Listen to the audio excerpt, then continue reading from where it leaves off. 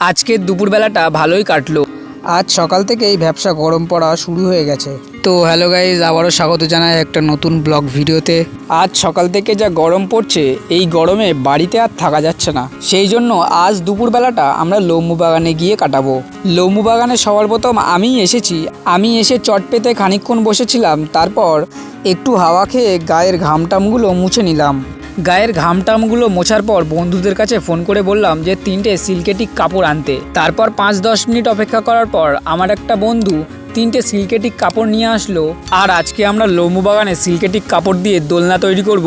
সত্যি কথা বলতে গাইস, গরমকালে এরকম লম্বু বাগানে দোলনাটা নিয়ে দোল খাওয়ার মজাটাই একটা আলাদা। তো গাইস, আজকে এত ভ্যাপসা গরমের মধ্যেও আমাদের দুপুরটা কিন্তু লম্বু বাগানে ভালোই কেটেছিল। আর এত গরমের মধ্যে তোমাদের দুপুরবেলাটা কিভাবে কাটছে প্লিজ কমেন্টে বলে যেও। আর আজকের এই শর্ট ব্লগটা এই পর্যন্তই। যদি আমার এই ব্লগ ভিডিওটা তোমাদের ভালো লাগে তাহলে অবশ্যই আমাকে সাবস্ক্রাইব করে রেখো।